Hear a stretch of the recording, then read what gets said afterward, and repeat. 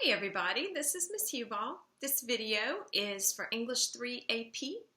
It is a continuation of our discussion about the Harlem Renaissance. So if you didn't watch the first video that I made on the Harlem Renaissance, that's probably what you should do before you start this one. Alrighty, now we previously discussed two awesome poets from the Harlem Renaissance, one named Claude McKay and one named James Weldon Johnson. Both of them wrote in a very formal style in the poems that we read. In the sonnet, today's poet, Langston Hughes, you're going to see a big difference. He's much more likely to write free verse, and he's much more likely to write very plainly and very straightforwardly, which is a beautiful, beautiful thing. So, in order to access today's poems, you're going to need either your big gold book, well, you're probably going to need both, your big gold book, and here's a picture of Langston Hughes. This is your big textbook, and Langston Hughes begins on page 838. All right? It'd also be great if you had the Word document that I put on JPAMS for you, because this has one poem that's not in the book called As I Grew Older. So pause me while you get all your stuff together, and then we'll talk about Langston Hughes a little bit. Thanks. Bye. Okay, you're back. You have all your materials in front of you. We'll talk about Langston Hughes, the man, first. He lived between 902 and 1967. Remember, the Harlem Renaissance reached its peak in the mid to late 1920s. Okay, so Langston Hughes famously is called the busboy poet because that's how he got his break in literature in his career as a poet. He was working at a hotel in Washington, D.C., and Vachel Lindsay, a famous poet, came in one day, and he slipped 3 poems under Vachel Lindsay's plate. He read them, and the rest is history. So he got the name the busboy poet for that. He's also known as the poet laureate of Harlem. He's probably the most famous poet from the Harlem Renaissance. And he's also famous for, as I said before, being sort of the voice of the common man. One thing he wrote about a lot was dreams. The first couple of poems we're going to read about are some of his thoughts and ideas about dreams. So let's take a look at Harlem first. Harlem is on page 840 in your textbook. It's also number 3 on your poetry page. All right. It starts off asking this question: what happens to a dream deferred? Okay, so deferred, the word deferred, I'm sure you've heard that word before. It means to put off. It means to push to the side. So if your dream's deferred, it's not going to come true now. Maybe later. Maybe not, but maybe later. Not now, for sure. All right? So that's what we mean by deferred. I'm going to read it to you. So read it with your eyeballs as I read to you. Harlem by Langston Hughes. What happens to a dream deferred? Does it dry up like a raisin in the sun? Or fester like a sore and then run? Does it stink like rotten meat? Or crust and sugar over like a syrupy sweet? Maybe it just sags like a heavy load. Or does it explode? And that's the end of it. It's a short little poem. So, in that one, the first thing that generally jumps out at people is the negative imagery. It's kind of gross. So he's asking this question: what happens to a dream deferred? And then he gives you all these negative kind of things that happen when a dream is deferred. Let's take a look at them. They're all also, I'm sure this jumped out at you too, they also are all phrased as questions and all contain similes. So what are some of the negative things, negative images that jumped out at you? The worst one's got to be the sore, festering, and running. So your sore is not healing, it's doing the opposite. It's becoming more infected, and the running part is pus. That's gross. But he's saying, is this what a dream deferred is like? A festering, pus-filled sore. Sorry to be gross. All right? Another powerful image you get there that's more of a sensory image, a smell image, would be the rotten meat. Few smells grosser than that, right? Yeah. All right? Then we've got two other ones. The raisin in the sun, losing all of its moisture, losing all of its shape, and becoming shriveled up even more like a raisin. And we've also we've also got something crusting and sugaring over like a syrupy sweet. Even though a syrupy sweet might be a yummy thing, we've got it crusting over and sugaring over, which makes it slightly, I guess, less appetizing. So the first part of the poem, he asks this question, and then he uses all these similes to associate some really negative imagery with dreams that are put off through the use of questions and through the use of similes. The last little section that has only two questions talk about maybe some of the longer lasting impact. When he uses that word sags, maybe it just sags like a heavy load. You get a sense of the burden that a dream deferred can be, like a heavy load that's so cumbersome it could cause you to sag down. All right? And the last one says, or does it explode? And that kind of gives you the sense that dreams deferred eventually are going to lead to something explosive, something really negative. Okay? So in this poem, Harlem, and it's interesting that it's named Harlem because Harlem's not mentioned anywhere in the poem. Nowhere does it talk about the Harlem Renaissance, nowhere does it talk about New York, Manhattan, or Harlem. The title Harlem makes you think that maybe he views Harlem as a place where dreams are often deferred. Okay, so let's take a look now at As I Grew Older. It's number 2 on this sheet. Okay, now if you don't have this one in front of you, it'd be really great if you could pull it up and look at it. But if you don't have it, just listen as I read it to you. This one's called As I Grew Older by Langston Hughes. As I read it to you, I want you to think of the 3 most important images that we've got here. The 3 most important images. Here we go. As I Grew Older by Langston Hughes. It was a long time ago. I have almost forgotten my dream. But it was there then in front of me, bright like a sun, my dream. And then the wall rose slowly, slowly between me and my dream. Rose until it touched the sky, the wall. Shadow. I am black. I lie down in the shadow, no longer the light of my dream before me, above me. Only the thick wall, only the shadow. My hands, my dark hands. Break through the wall, find my dream. Help me to shatter this darkness, to smash this night, to break this shadow into 1,000 lights of sun, into 1,000 whirling dreams of sun. Okay? So in that one, I hope that you picked out 3 things. There's the dream, and the dream is described using a bunch of different variations of light, okay? And then you've got the wall, okay? So you've got the dream that was light and bright. It was front of him, bright like the sun. That simile describes it. And then this wall comes up between him and his dream. And the wall casts a shadow. So those are your 3 things that I thought you might, but some people sometimes say hands instead of shadow, which is fine. All of them are very prominent images. So you've got the dream. You've got the wall. The wall casts a shadow. If you think about the dream being light up against that wall, and the wall casts a shadow. And at first, Langston Hughes describes himself. The speaker says, no longer the light of my dream before me, only the thick wall, only the shadow. So he describes a place where his dream seemed gone.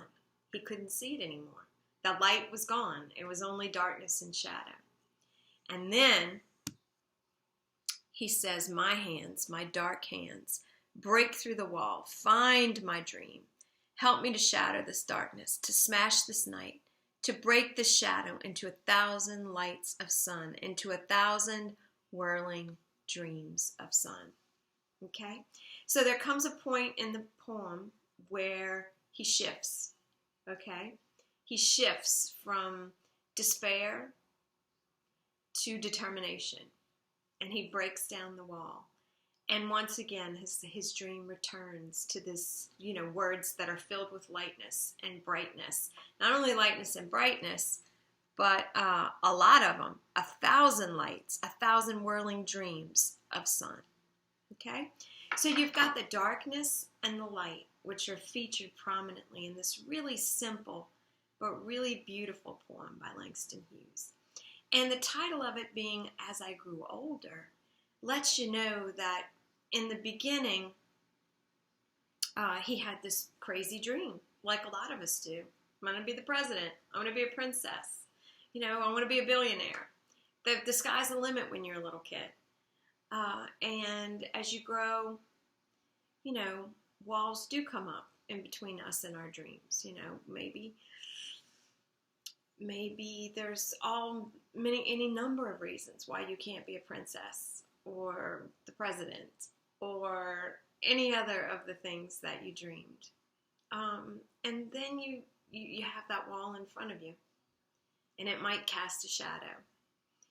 But you don't give up at that stage of the game. You look at your hands and you say, okay, how am I going to break down this wall? How am I going to get back to my dream?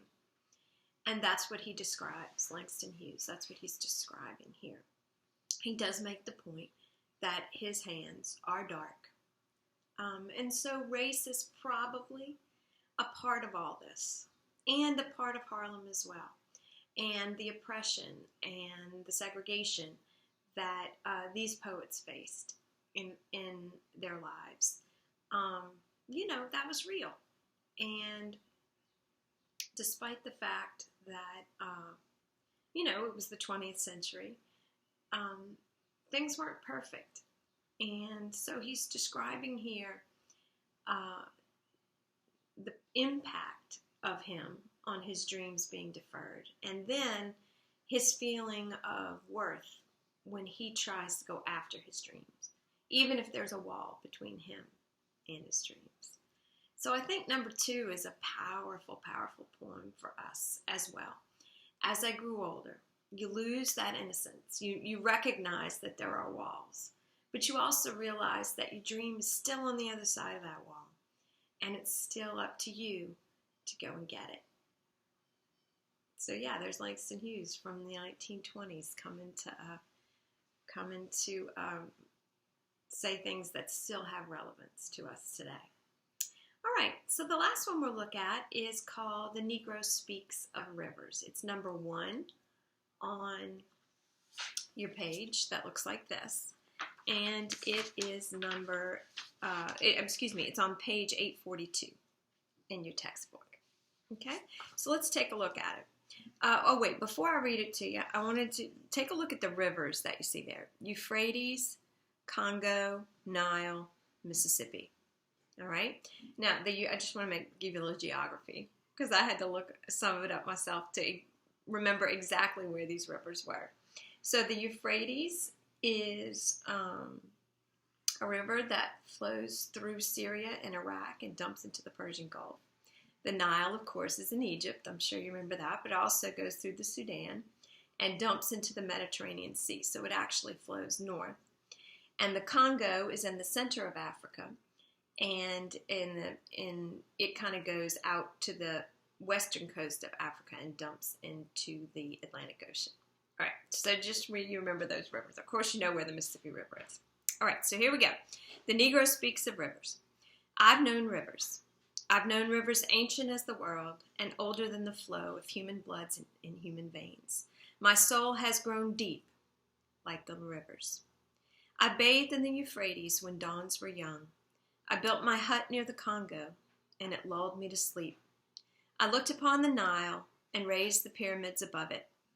I heard the singing of the Mississippi when Abe Lincoln went down to New Orleans, and I've seen its muddy bosom turn all golden in the sunset. I've known rivers, ancient, dusky rivers. My soul has grown deep like the rivers. All right. So in that one, Langston Hughes is metaphorically drawing together soul and river. Okay? So soul is being compared to a river in its depth. And if you think of how a river works, it has tributaries. They dump into the river. And the river collects sediment along the way. The river collects more water along the way from tributaries. And ultimately it dumps into another body of water. So the river is a pathway, right? And so it connects everything because it's connected to the tributaries. It's connected to the sea. It's deep and it looks still on the surface, but there's all kinds of stuff going on underneath. So it's interesting that his soul would be compared to a river because he connects the soul of the African American people back to those rivers in Africa. So you've got the river, the Mississippi River in America, and you have all these rivers in Africa and in the Middle East. And so he feels a connection throughout time and place to the people who came before him. And that's a beautiful way of expressing it through the river. All right? So let's look at some of the other things that he does in the midst of his poem. Okay? So he says, I've known rivers, ancient as the world, and older than the flow of human blood in human veins. So here he is connecting himself to the river in time and in place. He says, my soul has grown deep like the rivers. What does it mean for a soul to be deep? Think about that for a minute. I bathed in the Euphrates when dawns were young, built my hut near the Congo, and I looked upon the Nile and raised the pyramids above it. So he's talking about the accomplishments and the activities of ancient people, okay? His ancestors, who he feels connected to because his soul is like a river. Then he switches and he starts talking about the Mississippi River.